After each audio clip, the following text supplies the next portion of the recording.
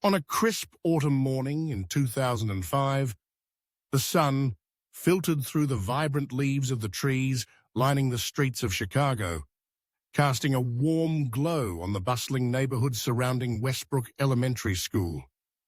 The air was tinged with the scent of fallen leaves and the promise of a new school day. Elaine Matthews, at 48, stepped into her classroom, feeling the familiar rush of anticipation that came with each new school year. Having dedicated over 20 years to teaching, her once auburn hair now streaked with silver, she carried with her a wealth of experiences, both triumphant and challenging. The classroom had undergone several renovations over the years, brightening the walls with cheerful colors and modernizing the learning environment. Yet, amidst the fresh paint and new furniture, one old oak desk remained steadfast in the corner, a relic of the past that seemed to hold countless stories within its worn surface. As Elaine prepared for her students, she noticed that the desk drawer was slightly ajar, curiosity piquing her interest. Expecting to find forgotten pencils or stray papers, she pulled the drawer open wider and gasped. Nestled within was a small leather-bound notebook, its cover faded and worn. The inscription read, "Property of Meredith Campbell, 1990. The name struck a chord deep within Elaine's memory. Meredith had been one of her most challenging students, a brilliant girl with a troubled spirit. Elaine had failed her that year, a decision that had haunted her ever since, particularly after she learned about the difficult home life Meredith had endured. With trembling hands, Elaine opened the notebook, the pages yellowed and fragile. As she read, her heart sank. The diary revealed a child desperately seeking validation, pouring her pain and confusion into words. Meredith wrote about her struggles at home, living with an addicted mother and an absent father, the weight of her circumstances pressing heavily on her young shoulders. Each entry was a window into a soul yearning for understanding, for someone to see beyond the surface. But it was the final entry that sent chills down Elaine's spine. "Mrs. Matthews failed me today. She doesn't know what it's like at home, but someday I'll show her. I'll show everyone." The words echoed in Elaine's mind, a haunting reminder of her past mistakes and the impact they had on a young life. After the school day ended, Elaine found herself in Principal Rivera's office, the diary clutched tightly in her hands. She explained her discovery, her voice trembling with urgency as she conveyed her need to find Meredith and apologize for the pain she had caused. Rivera listened intently, and his expression shifted when he shared the news that Meredith Campbell was now the new superintendent, visiting their school the following day. That night, sleep eluded Elaine. The weight of Meredith's words and the memories of their shared past kept her awake, thoughts swirling like the autumn leaves outside her window. Morning arrived too quickly, and at 9 o'clock, a sleek black car pulled up to the school entrance.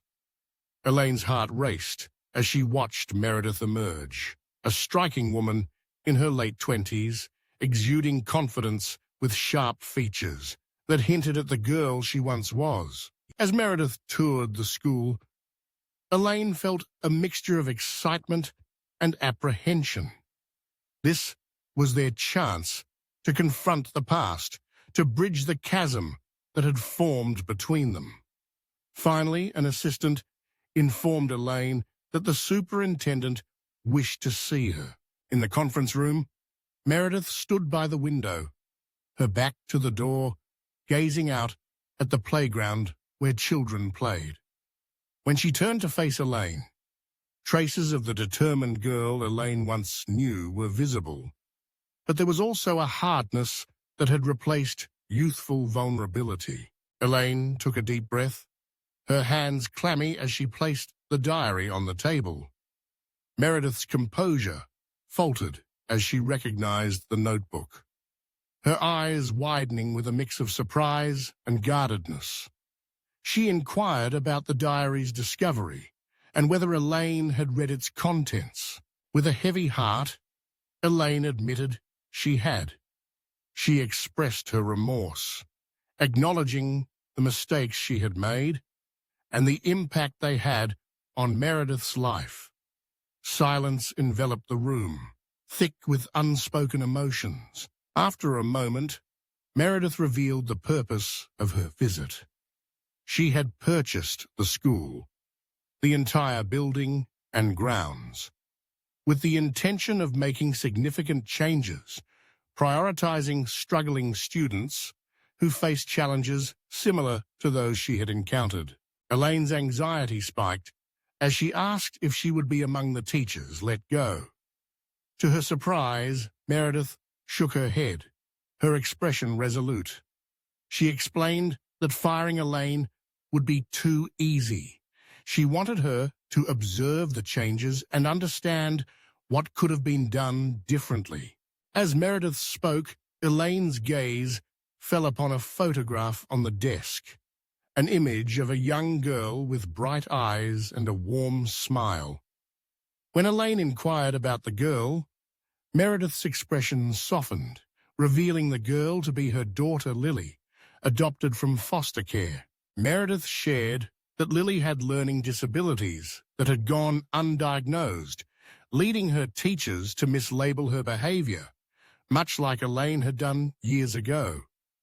The conversation was suddenly interrupted by a phone call, an emergency at Lily's school. She had suffered a panic attack during a test. As Meredith rushed out, she told Elaine they would continue their discussion the next day. That evening, Elaine felt a surge of motivation.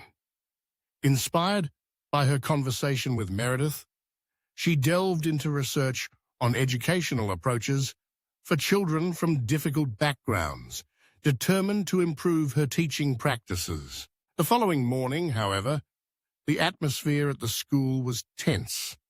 A colleague informed Elaine of a serious car accident involving Superintendent Campbell, who was in critical condition. Without hesitation, Elaine drove to the hospital, her heart racing as she thought of Meredith and her daughter. Upon arriving, she found Lily, a small girl with her mother's eyes filled with fear and uncertainty. A social worker explained that there were no family members available to take temporary custody of Lily. In that moment, Elaine's heart swelled with compassion, and she offered to stay with Lily, reassuring her that her mother would fight to return to her. As days turned into weeks, Elaine took leave from her job to care for Lily, forming a bond that transcended the circumstances that had brought them together. She learned about Meredith's struggles and how she had seen something of herself in Lily, recognizing their shared challenges. 2 weeks later, Meredith opened her eyes in the hospital, her voice weak, as she asked about her daughter. Elaine explained how she had prevented Lily from returning to foster care, her heart aching with the weight of their shared history. As Meredith recovered, the bond between Elaine and Lily deepened. The diary remained a reminder on Meredith's nightstand, a testament to how the past could shape their lives without defining them.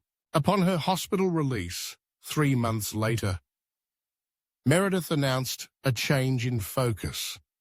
She would establish a foundation to train teachers in supporting students from troubled backgrounds, inviting Elaine to help lead it. Together, they aimed to transform education through compassion and understanding. using the diary as a powerful teaching tool. Its final page metamorphosed from a child's vow of vengeance to a message of healing and hope. Sometimes the person who failed to see you becomes the one who helps others truly see. Elaine, now imparting lessons of empathy and second chances, realized that understanding, rather than revenge, brought about true justice and healing. Their journey began with an old desk, a forgotten diary, and two women willing to confront the past to forge a brighter future, turning pain into purpose and failure into a foundation for hope.